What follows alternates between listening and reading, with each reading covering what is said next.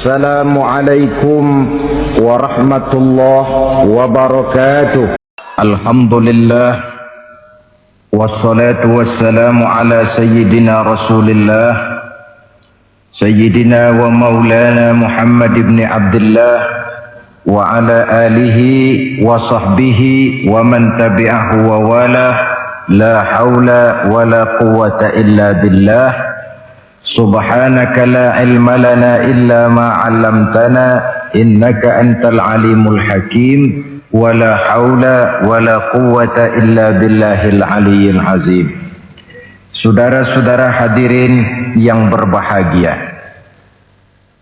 salah satu nikmat yang diberikan Allah kepada kita di dalam kehidupan ini ialah bahwa Allah Subhanahu wa ta'ala telah menciptakan segala sesuatu serba berpasang-pasangan. Dalam surah Yasin ayat 36 dijelaskan, Subhanallazi khalaqal azwaja kullaha mimma tumbitul ard wa min anfusihim wa mimma la ya'lamun. Maha suci Allah yang telah menciptakan segala sesuatu itu serba berpasang-pasangan, dari apa yang tumbuh di permukaan bumi, apa yang ada di dalam diri mereka sendiri, dan apa-apa yang mereka tidak mengetahuinya. Demikianlah kita lihat siang berhadapan dengan malam, benar berhadapan dengan salah, dan laki-laki berhadapan dengan perempuan. Setelah Allah menciptakan segala sesuatu itu serba berpasang-pasangan, maka Allah menetapkan aturan permainan yang mengatur seluruh kehidupan makhluk yang serba berpasang-pasangan itu. Kita tentu maklum, apapun saja yang kita lakukan dan kita perbuat tanpa ada aturan akan berakhir dengan kekacauan. Cobalah kita bikin satu sekolah, buka satu sekolah, tidak usah pakai aturan, tentu kacau.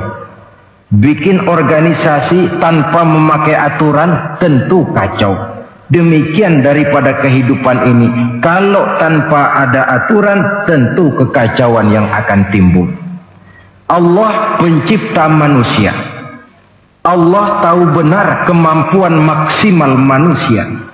Oleh sebab itu, aturan permainan yang diturunkan Allah tentu sesuai benar untuk manusia. Satu contoh kecil, pabrik mobil di Jerman bikin mobil namanya Mercy. Seiring dengan itu, dia keluarkan buku petunjuknya. Mobil ini namanya Mercy. Kecepatan maksimal sekian ratus kilometer per jam. Daya angkut maksimal sekian ratus kilogram. Kalau rusak memperbaikinya begini, onderdilnya pun ini. Karena pabriknya yang membuat mobil, lalu pabriknya pula yang mengeluarkan buku petunjuk, sudah tentu buku petunjuk itu sesuai benar dengan mobilnya. Dan tidak bisa kita punya mobil Mercy rusak, lalu kita perbaiki dengan menggunakan buku petunjuk yang dikeluarkan oleh pabrik mobil Toyota misalnya. Jelas mobil bukan tambah baik, malah makin hancur tidak karu-karuan. Kalau manusia menginginkan satu hidup yang baik, tidak ada pilihan lain, dia harus memakai aturan yang diturunkan oleh yang bikin manusia. Dan aturan itu telah turun dalam bentuk agama Islam yang kita cintai ini. Manusia laki-laki dihiasi dengan perasaan senang cinta kepada perempuan. Itu biasa, normal, wajar. Tapi lalu Allah menurunkan aturan permainan yang kalau peraturan ini dilanggar akan membawa kerugian bagi manusia sendiri. Bahwa laki-laki senang sama perempuan itu normal. Agama membuat aturan silahkan senang, tetapi lewat satu pintu yang disebut nikah. Kalau peraturan ini diabaikan, yang rugi tentu manusia sendiri. Misalnya PLN keluarkan pengumuman, nanti malam mulai jam 6 sampai subuh listrik se-Jakarta mati total. Kita ingat, ini nanti malam saya giliran ronda. Pagi-pagi sudah kita siap beli batu baterai, masukkan ke dalam baterai. Dari sejak kita beli sampai sore itu baterai kita soroti terus. Tentu setelah sore soak batu baterai itu. Datang malam berangkat kita ronda, kalau disoroti lagi kan baterainya sudah nggak terang lagi, sudah soak. Sebab apa? Belum waktunya sudah disoroti terus. Sekarang kalau ada orang belum masuk pintu pernikahan, nafsu seksualnya diobral terus. Itu kan sama juga belum datang malam baterainya sudah disoroti terus. Nanti masuk pernikahan soak. Berhadapan dengan istrinya barangkali sudah nggak bisa apa-apa, cuma nyengir saja. Yang rugi manusia sendiri. Itulah sebabnya Allah lalu mengatur bahwa laki senang sama perempuan lewat satu pintu yang disebut dengan nikah. Maka pada pertemuan kali ini kita akan bicara tentang nikah dalam Islam. Saya bagi kepada 3 masalah pokok saja. Pertama, pengertian dan kedudukan nikah menurut Islam. Yang kedua, motivasi pernikahan. Karena apa orang itu seharusnya melakukan nikah. Dan yang ketiga, membina rumah tangga bahagia menurut contoh Rasulullah Sallallahu Alaihi Wasallam. Hadirin yang saya hormati, kita mulai dengan yang pertama, pengertian nikah. Dalam kehidupan sehari-hari ada 2 kata yang sering kita gunakan, kawin dan nikah. Kalimat kawin kelihatannya dipergunakan oleh semua makhluk hidup. Lain dengan nikah, ini hanya digunakan khusus untuk manusia muslim. Makanya kita sering dengar orang bilang, kucing kawin, ayam kawin, kambing kawin, dan belum pernah kita dengar ada ayam nikah atau kucing nikah. Sebab apa? Nikah ini cuma dipakai oleh makhluk bernama manusia yang muslim. Apa pengertian nikah? Seorang tokoh, Abi Yahya Zakaria Al-Ansari, di dalam kitab Fathul Wahhabnya menjelaskan, an-nikahu aqdun yatadammanu ibahatal wat'i bilafzi inkahin au nahwihi. Nikah adalah akad, yaitu ijab dan qabul. Yang akad ini menjamin dibolehkannya pergaulan bebas antara laki-laki dan perempuan. Jadi kalau sementara anak muda kita beranggapan bagaimana Islam ini kolot, masa laki-laki tidak boleh bergaul dengan perempuan, itu anggapan salah. Islam bukan saja tidak melarang, malah menganjurkan laki-laki bergaul dengan perempuan sebebas-bebasnya, sepanjang pergaulan itu bisa dipertanggungjawabkan baik menurut hukum negara, lebih-lebih menurut hukum agama. Coba orang kalau sudah akad, sudah ijab kabul, ada saksi, ada wali, selesai itu dia masuk ke dalam kamar berdua, bergaul di situ sebebas-bebasnya, itu saya kira 100% halal. Tidak perlu lagi orang curiga, tidak perlu lagi sembunyi-sembunyi. Kenapa? Ini bentuk pergaulan yang bisa dipertanggungjawabkan. Kalau tidak, dengan dalih new morality, kebudayaan modern, lalu melakukan yang disebut free love, free sex, samen liven, hidup bersama tanpa nikah alias kumpul kebo. Dan saya kira itu kebo cuma mewakili saja.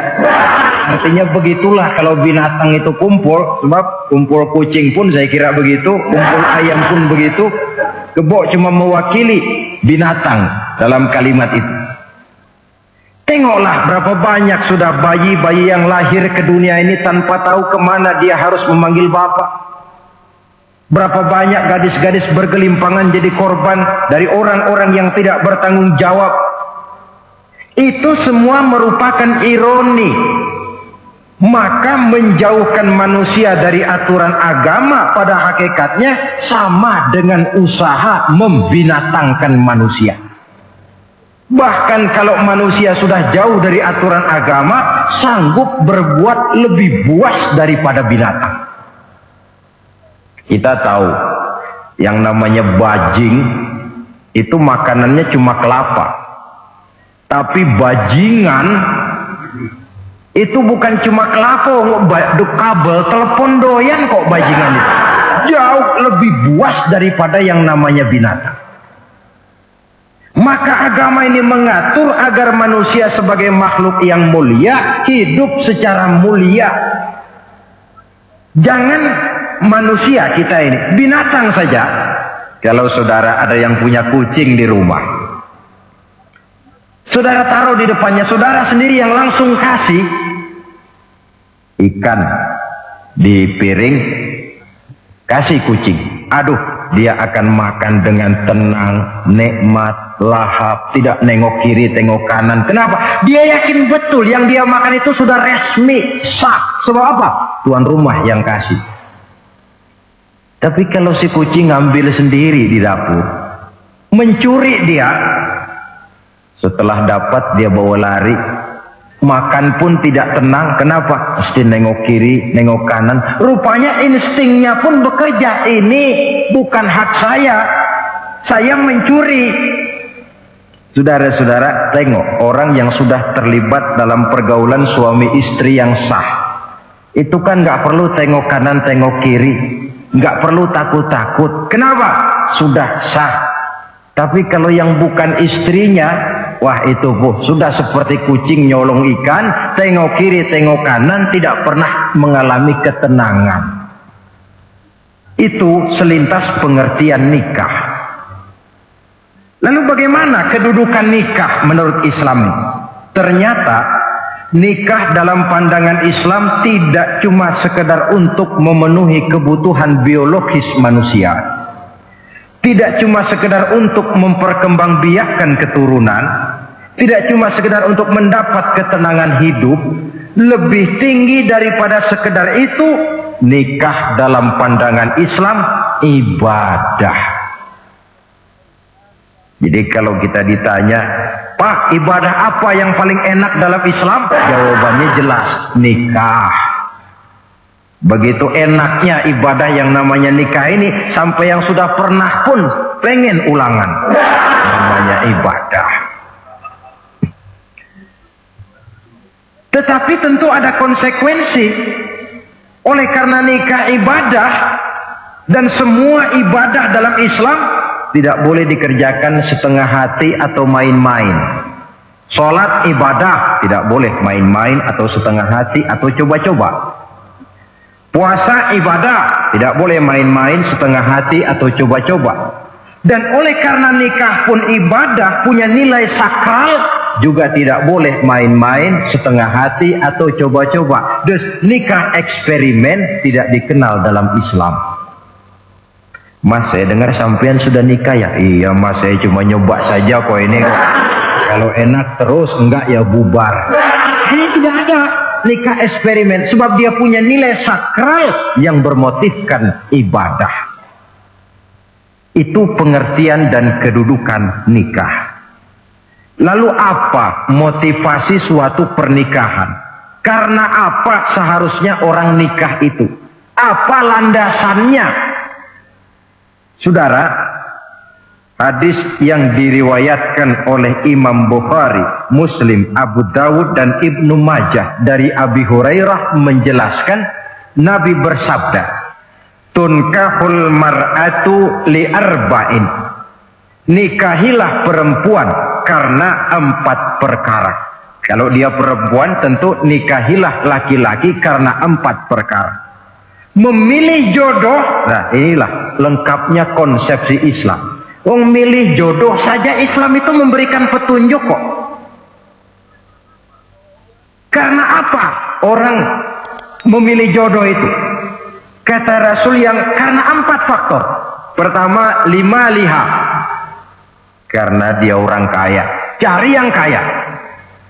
Yang kedua, lihasabiha, karena dia keturunan orang baik-baik, cari keturunan orang baik-baik. Yang ketiga, lijamaliha, karena dia cantik, cari yang cantik. Dan yang keempat, lidiniha, karena dia orang taat beragama, cari orang yang taat beragama. Kalau berkumpul keempat-empatnya, rasanya surga dunia sudah. Coba lihat, suami mana sih yang tidak bangga punya istri cantik, kaya, keturunan orang baik-baik, lalu taat beragama? Atau istri mana sih yang tidak bangga punya suami ganteng, kaya, keturunan orang baik-baik, dan taat pula beragama? Tapi kan terus terang, yang kumpul keempat-empatnya kan boleh dibilang jenis makhluk langka ini. Sulit. Kadang-kadang cantik, kaya, akhlaknya kayak setan. Ada saja kurangnya. Oleh karena ada saja kurangnya, lalu Nabi memberikan stressing, penekanan. Fazfar bizatiddin taribat iyadak. Pilih orang yang taat melaksanakan agama, niscaya hidupmu akan berkah. Jadi motivasi suatu pernikahan hendaknya agama. Apa rahasianya? Mari kita lihat. Kalau orang memilih pasangan karena rupa yang cantik semata-mata, silakan, tapi jangan jadi motivasi utama.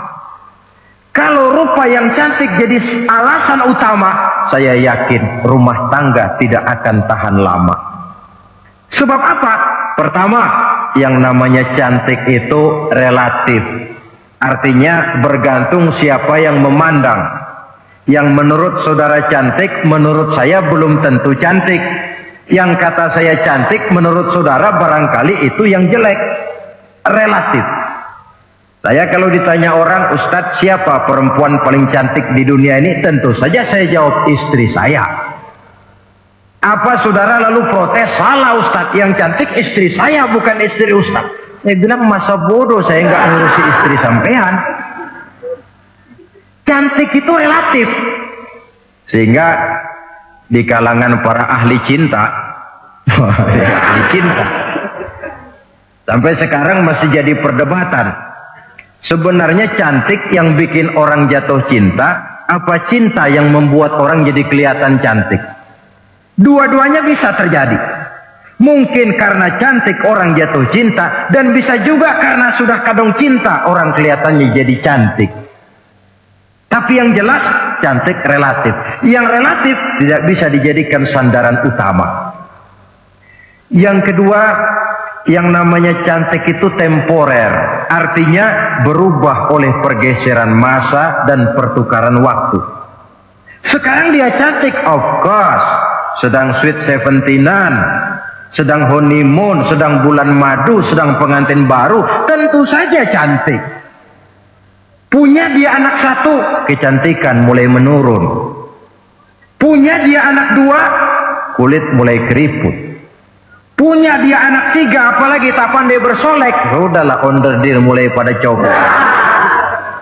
Kalau rumah tangga didasarkan kepada rupa yang cantik saja, selesailah rumah tangga sampai di situ.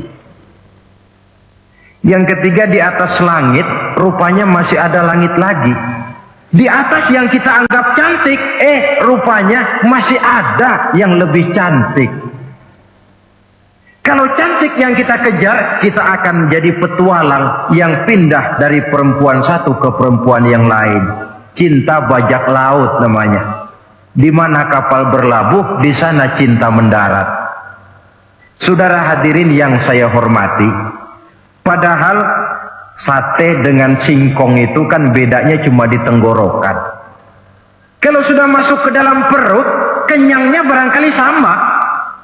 Malah barangkali besok pagi kalau keluar lebih tidak enak baunya sate itu daripada singkong.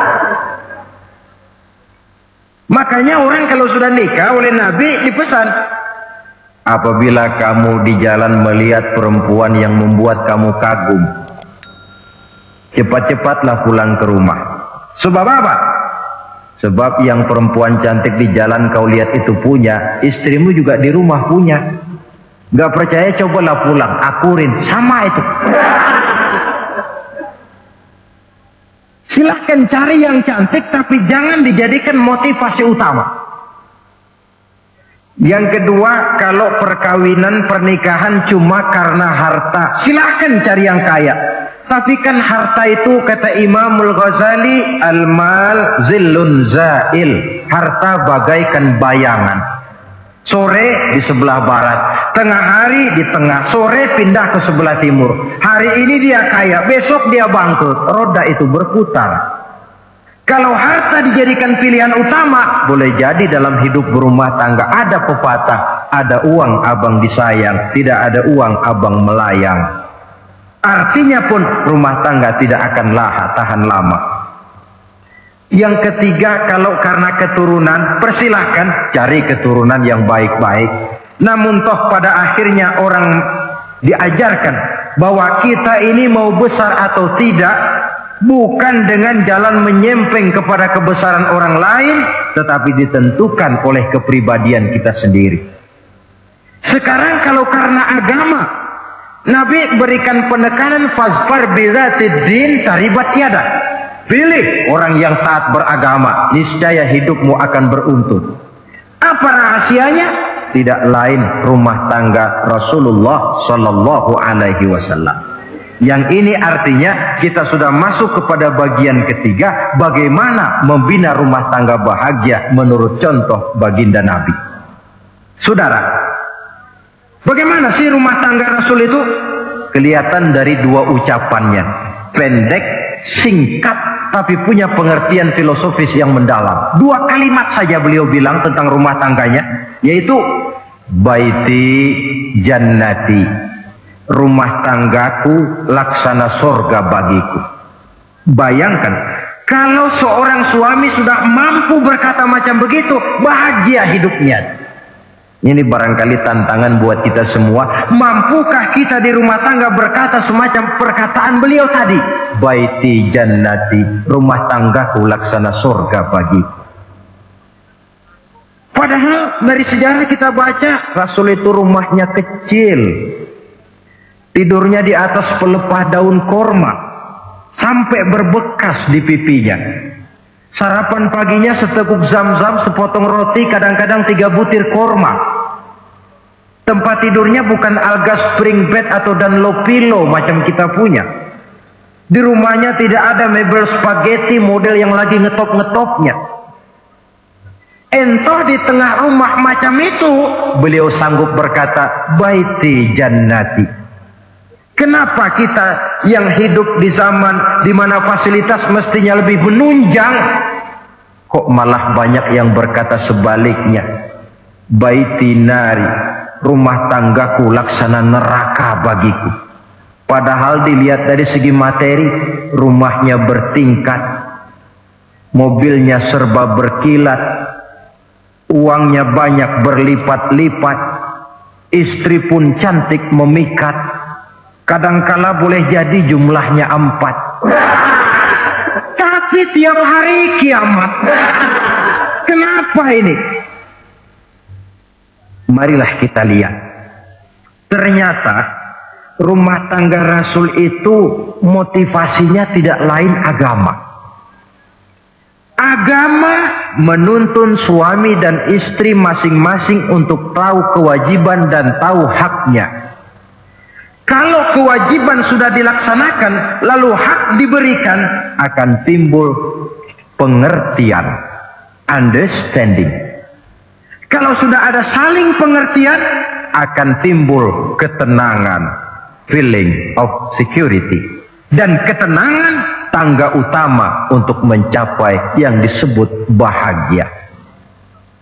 Itu sebabnya hakikatnya membicarakan rumah tangga yang berdasarkan agama tidak lain adalah bagaimana seharusnya seorang suami melaksanakan kewajibannya dan seorang istri melaksanakan tugasnya. Artinya kewajiban suami itu apa? Kewajiban istri itu apa? Kewajiban istri hak suami, kewajiban suami hak untuk istrinya menurut tuntunan dan tuntutan agama. Saudara hadirin, menurut hadis riwayat Abu Dawud dari Muawiyah bin Haidah, satu hari Rasul ditanya, "Ya Rasul, apa sih hak istri-istri kami ini? Artinya kewajiban kami sebagai suami ini apa?" Rasul menjawab, pertama, anta ta'amaha iza ta'imta. Kau beri istrimu makan sebagaimana engkau makan. Kewajiban seorang suami.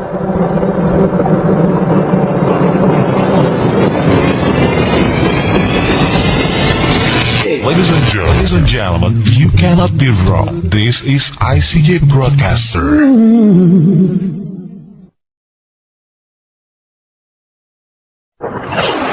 Ladies and gentlemen, this is the Integral CJ's Management presents. Nah, saudara hadirin, tetapi seorang istri pun kalau sudah diberikan nafkah oleh suaminya untuk mengatur makanan, dia harus pandai mengaturnya dengan sebaik-baiknya. Menu yang teratur, gizi yang lengkap, dan saya kira yang namanya 4 sehat 5 sempurna itu kan tidak berarti bahwa hidup ini harus serba mewah, tidak. Yang penting ada variasi sehingga tidak merangsang suami untuk makan di luar. Jangan misalnya tahu suaminya senang jengkol lalu tiap hari saja jengkol. Itu kan bisa kejengkolan.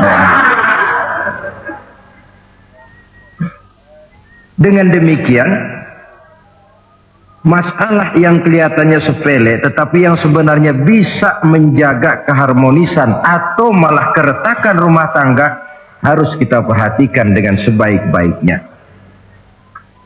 Suami memberikan nafkah, dari jumlah itu 60% lari ke kredit, 40% lari ke dapur.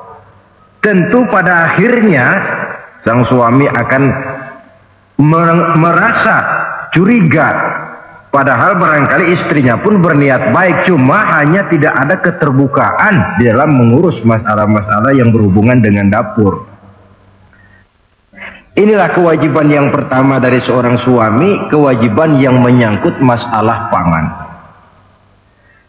Lalu yang kedua, wataksuwaha izaktasaita.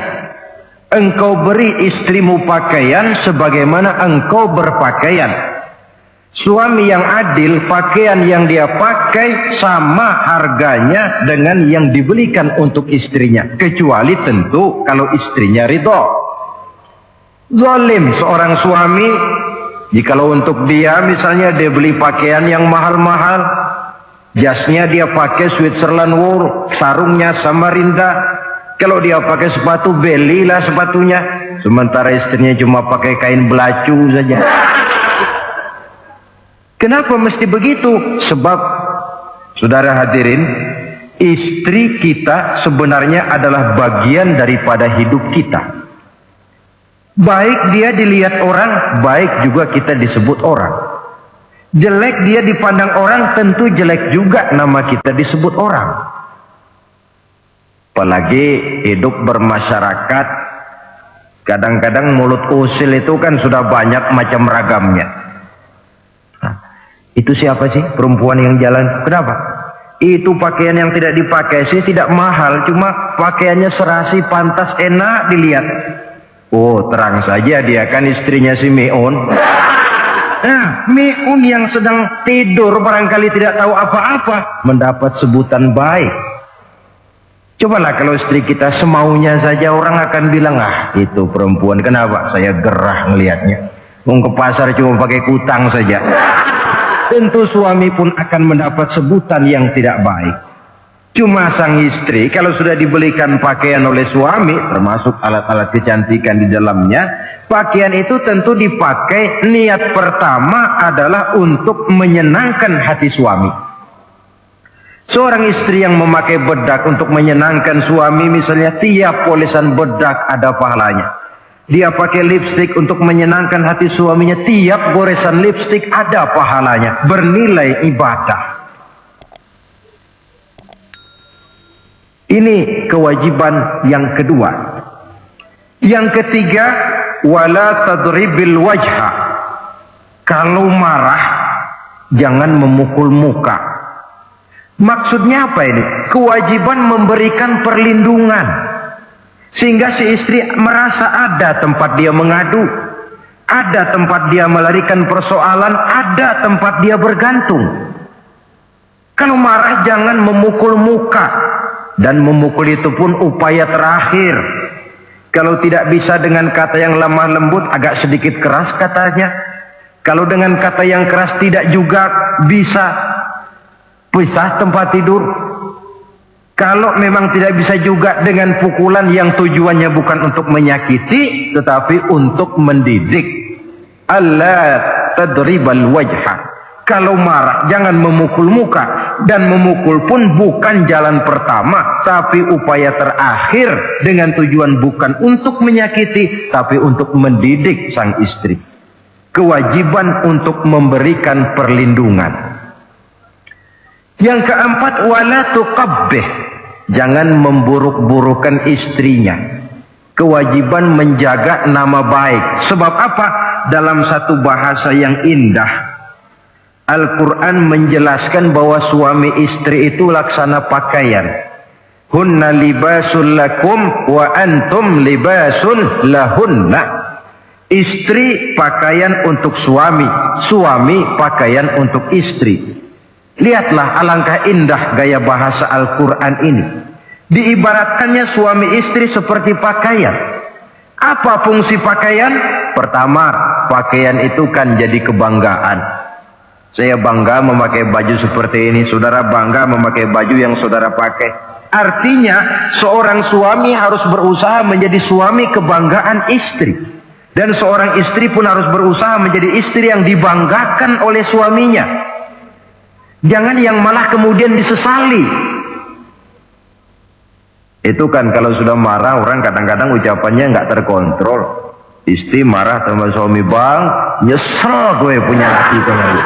Sudah hilang lagi kebanggaan. Kalau kebanggaan hilang, wibawa pun hilang. Kalau wibawa sudah hilang, maka rumah tangga sudah sulit untuk dipertahankan. Yang kedua, yang namanya pakaian itu kan menutup aurat. Itu tujuan pakaian yang terpenting. Artinya di sini, kalau seorang istri mempunyai kekurangan, suamilah yang menutupi. Kalau seorang suami mempunyai kekurangan, istri juga harus berusaha menutupi. Jangan kekurangan suami diceritakan di pasar umum, atau kekurangan istri dibuka di mana-mana. Itu namanya suami istri tidak berfungsi sebagai pakaian, malah justru saling membuka aurat masing-masing. Iyalah kadang-kadang penyakit ini. Kadang-kadang yang namanya perempuan dari rumah itu berangkat ngaji katanya. Sampai di pengajian apa? Suaminya diakur-akurin. Bayu bagaimana suami? Wah, suami saya payah. Dipayahkannya suaminya di mana-mana. Atau aib dan kekurangan istri diceritakan di mana-mana. Orang bertanya, gimana mas istrinya? Wah, Pak Maju. Loh, kenapa istrimu kan cantik? Iya, soal cantik sih iya, tapi tidurnya kok ngiler ini. Nah, ini kan nggak perlu yang macam begini ini. Tidak bisa menjaga apa yang disebut security informasi. Fungsi pakaian sebagai suami istri tidak berjalan di dalamnya. Saling menjaga kehormatan diri. Ini yang keempat. Yang kelima, wala tahjur illa fil bait. Jangan berpisah dari istri kecuali di rumah. Maksudnya begini.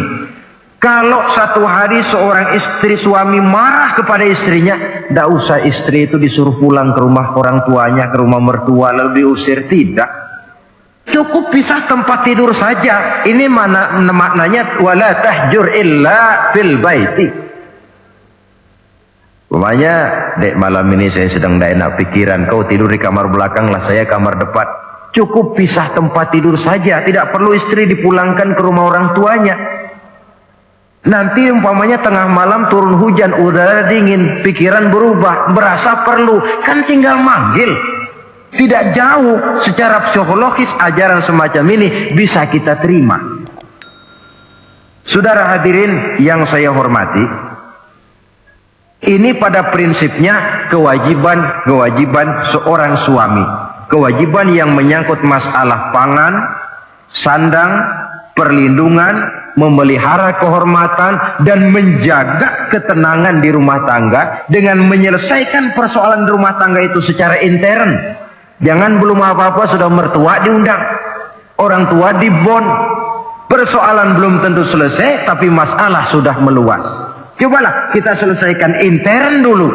Kalau kemudian ternyata dianggap perlu mengundang orang tua, mertua, keluarga, baru kita upayakan ke arah itu. Ini kewajiban suami dan ini merupakan hak istri. Lalu bagaimana kewajiban istri sekarang ini? Istri kewajibannya merupakan hak untuk suami. Saudara, dari hadis yang diriwayatkan Imam Ibnu Majah dari Ali bin Yazid dari Abi Umamah, Nabi bersabda, "Mastafadal mu'minu ba'da taqwallahi azza wa jalla khairan lahu min zaujatin salihah." Bagi seorang mukmin, sesudah dia mempunyai sifat takwa kepada Allah, tidak ada yang lebih membawa manfaat selain daripada istri yang solehah. Istri solehah itu yang bagaimana? Yang hidup mampu melaksanakan kewajibannya. Apa kewajibannya? Kata Nabi, pertama, in amaroha atau athu. Kalau diperintah, dia taat. Kewajiban istri yang pertama, taat kepada suaminya. Begitu besar kewajiban taat kepada suami, sampai-sampai Nabi pernah menyatakan, "Lau kuntu amiran ahadan ayyasjuda li ahadin la amartul mar'ata an tasjuda li zawjiha."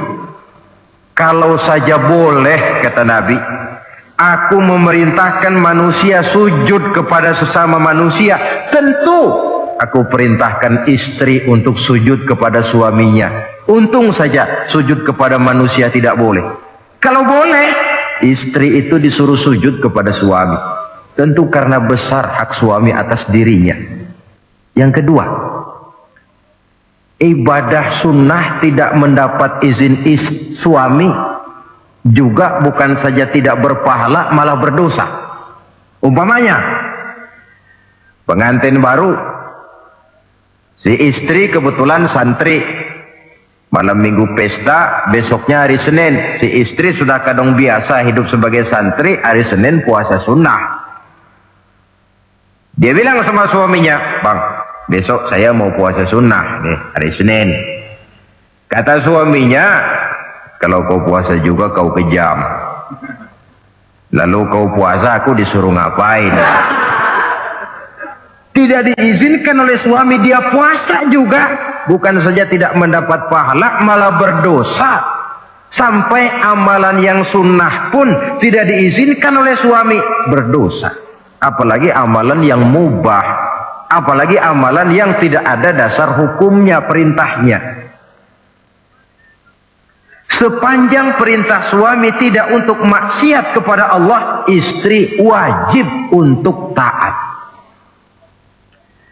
Dalam hadis lain kita temukan Nabi bersabda, "Idza da'a ar-rajulu imra'atahu ila firashihi." Kalau seorang suami memanggil istrinya ke tempat tidur. Ini bahasa kinayah. Manggil ke tempat tidur kan tentu nggak perlu penjelasan. Masa mau nyambal di tempat tidur kan? Fa'abat. Si istri tidak mau. Lantaran istri tidak mau, suami jengkel. Fabata ghadbana 'alaiha. Sampai dalam jengkelnya tidur. La'anat hal malaikatu hatta tusbiha. Istri macam itu dilaknat, dikutuk oleh malaikat sampai datang waktu pagi. Kewajiban untuk taat. Namun sebaliknya, seorang suami pun jangan mentang-mentang istri wajib taat lalu overacting. Segalanya main tunjuk, segalanya main komando, segalanya main perintah. Sebab contoh yang diberikan oleh Rasul tidak begitu. Rasul kita baca dalam sejarah menjahit bajunya sendiri, memperbaiki kasutnya sendiri. Artinya yang bisa ya dikerjakan tanpa harus menggantungkan semuanya kepada sang istri. Kewajiban untuk taat. Nah, penutup tentang taat ini ada sebuah hadis pula di mana baginda Nabi bersabda, ayyumam ra'atin matat wa zawjuha anha radin dakhalatil jannah. Kalau seorang perempuan meninggal dunia, suaminya ridho kepadanya, maka perempuan itu akan masuk surga. Artinya kalau seorang istri meninggal, ya dia tukang ngaji, ya tukang sholat, ya suka puasa, ya gemar sodakoh, tapi meninggal suaminya tidak ridho, pintu surga belum dibukakan sampai suaminya ridho kepadanya. Ini menggambarkan tentang besarnya kewajiban taat seorang istri kepada suaminya. Ini kewajiban pertama. Lalu kewajiban yang kedua kata Nabi, wa in nazara ilaiha sarrathu. Kalau dipandang oleh suaminya, dia pandai menggembirakan, menyenangkan hati suaminya. Menjadi istri yang pandai menyenangkan hati suami. Siapa contohnya? Kita lihat misalnya istri Nabi, diantaranya Sayyidatuna Khadijah radhiyallahu anha. Ketika Nabi pertama kali menerima wahyu berhadapan dengan malaikat Jibril, beliau kembali ke rumah dengan tubuh gemetar. Setibanya di rumah beliau berkata, "Zammiluni ya Khadijah." Khadijah, selimuti saya. Kenapa bang? Barusan datang malaikat Jibril, dia katakan begini-begini, saya khawatir Khadijah. Khadijah tahu suaminya sedang gelisah. Sebagai istri yang bijak beliau tampil, apa katanya? Kalla ma yukhzikallahu abada. Tidak apa-apa bang, jangan khawatir, Allah tidak akan menyusahkan abang buat selamanya. Ini istri yang pandai menyenangkan hati suami. Suami pulang dagang dari pasar, rugi. Istri tampil. Itulah bang, romantikanya dagang. Masa selamanya saja untung sekali-sekali lah, rugi. Si suami kan tidak terlalu pusing kepalanya. Jangan sudah di pasar rugi, sampai rumah istri pidato, peletar-peletor macam petasan. Dasar suami goblok, dagang saja rugi. Mudahlah di pasar rugi, sampai ke rumah digoblok-goblokin. Itu nanti suami kan bisa kena penyakit yang disebut broken home. Penyakit nggak betah di rumah. Seorang istri kalau suami sudah kena penyakit tidak betah di rumah, itu mesti siap-siap mental untuk dimadu. Nah, jadi kalau tidak dimadu bagaimana? Berusaha bikin betah suami di rumah. Suami pulang kantor jam 2, setengah 2 dandan, kalau perlu setel habis. Kalau perlu, kelihatan suami akan datang, bukakan pintu, sambut dengan senyum. Apalagi kalau senyumnya Pepsodent. Saya kira suami bagaimanapun lelahnya, peras keringat, banting tulang, pulang mencari nafkah, kalau kembali di rumah disambut dengan senyum, hilang capeknya. Tapi bayangkan, sudahlah di kantor capek, peras keringat, banting tulang, sampai pula di rumah yang nyambut cuka sama kukusan. Udah asem, monyong. Suami mana yang kerasan tinggal di rumah? Menjadi istri yang pandai menggembirakan, menyenangkan hati suaminya. Bahkan diizinkan bohong untuk menyenangkan hati suami. Umpamanya, suami kebetulan habis obyeknya gol. Karena ingin menyenangkan istri, mampir di pasar beli kain batik. Si suami tidak tahu bagaimana kain batik yang bagus, beli saja sembarangan. Sudah kainnya kasar, warnanya norak, harganya yang mestinya murah jadi mahal, dibawa pakaian itu pula. Istri lihat dan tahu kalau ini batik jelek, norak, kasar, harganya pun murah. tapi dia ingin menyenangkan hati suaminya. Suaminya tanya, bagaimana dek kain batik ini? Waduh bang, bagus betul kain ini.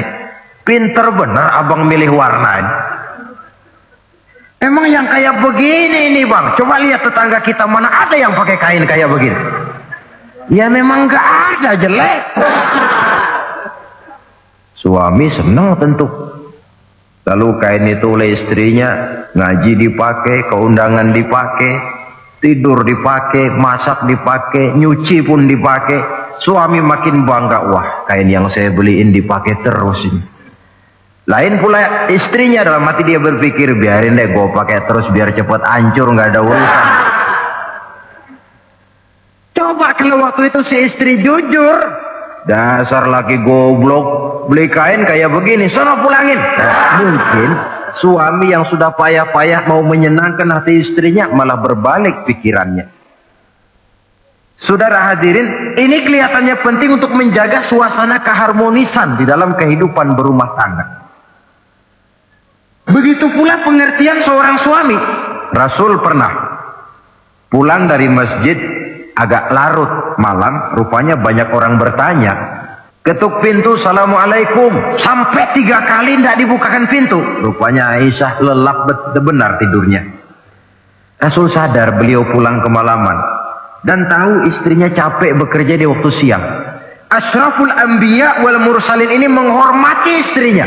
Salam 3 kali tak dibukakan pintu, bukan marah, malah gelar sorban di depan pintu. Di situ beliau tidur. Tengah malam Aisyah mau sholat, buka pintu, terkejut lihat suaminya tidur di depan pintu. Dibangunkan, begitu dibangunkan Rasul lebih dahulu berkata, Aisyah, maafkan saya pulang terlambat memang sebab banyak yang bertanya di masjid.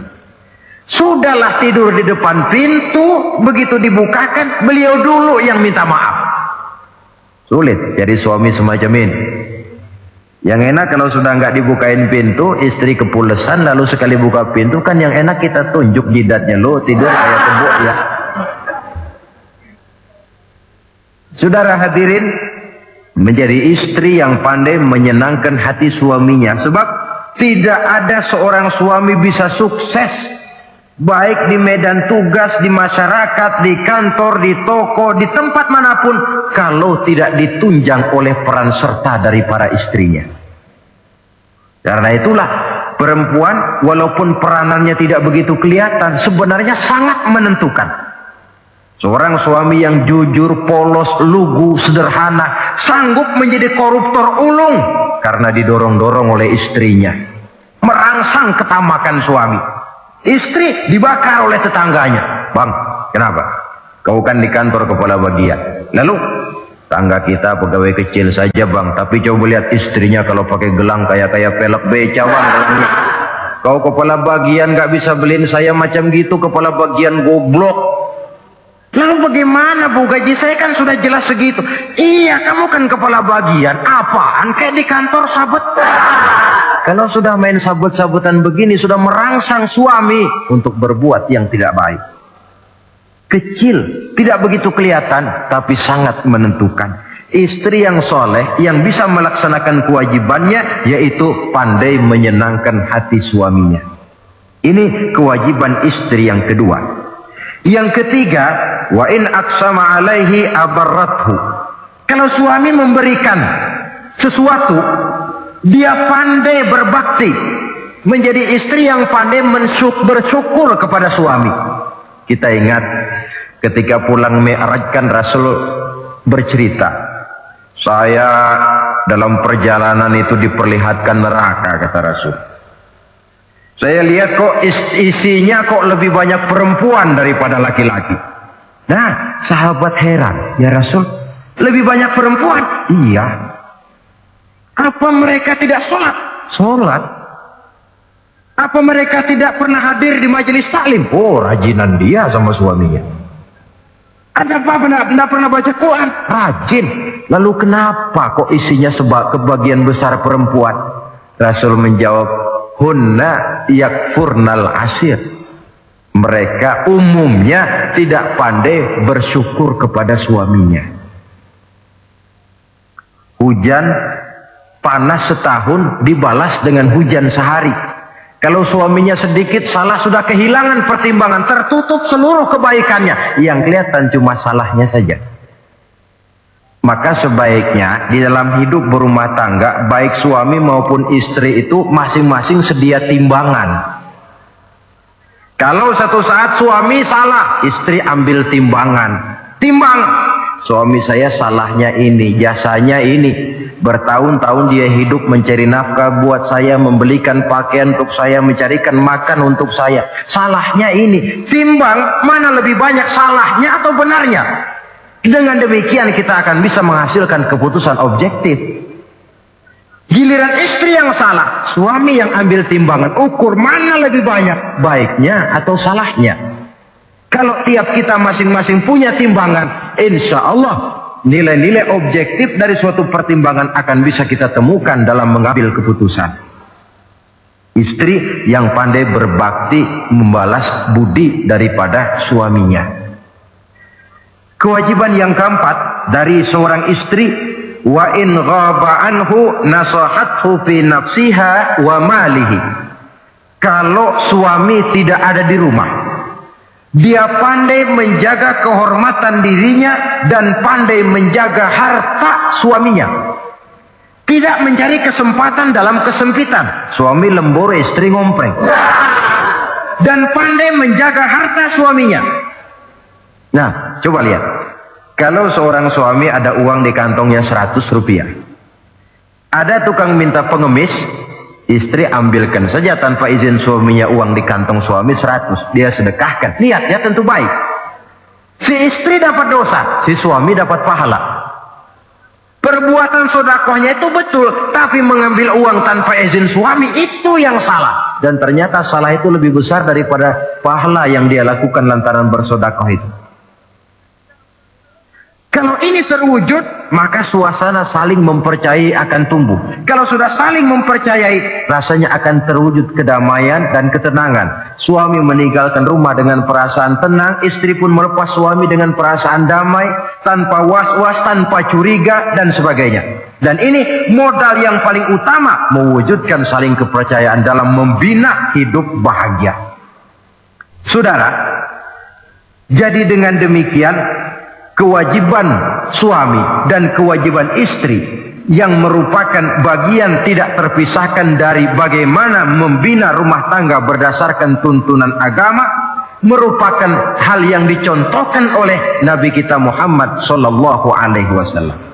Dengan satu kesimpulan, rumah tangga Nabi bahagia karena rumah tangga itu disinari oleh ajaran-ajaran agama. Sehingga timbul saling pengertian membawa kepada ketenangan, dan ketenangan sesungguhnya tangga utama mencapai rumah tangga bahagia. Tanpa materi orang memang sulit untuk bahagia. Tapi materi semata-mata bukan merupakan jaminan bahwa orang akan hidup bahagia. Banyak isak tangis berbunyi di rumah-rumah mewah, dan banyak sendak gurau, tawa dan canda, tawa lerai di rumah-rumah sederhana. Artinya suka dan duka, sedih dan gembira, susah dan bahagia bisa ada di gubuk reot dan bisa juga ada di rumah mewah. Ternyata bukan harta semata-mata yang menopang dan menjamin hidup itu akan bahagia, tapi satu rumah tangga yang dipancari oleh sinar agama di bawah naungan ridho dari Allah Subhanahu wa taala. Si istri taat melaksanakan ajaran agama, suami taat, lalu anak-anak pun hidup dalam suasana yang religius. Dari sana tumbuh pancaran sinar keagamaan. Irama agama mengalun dalam kehidupan rumah tangga kita. Berfungsilah dengan demikian rumah tangga sebagai tempat di mana kita mengamalkan ajaran agama kita. Alangkah nikmat satu rumah tangga.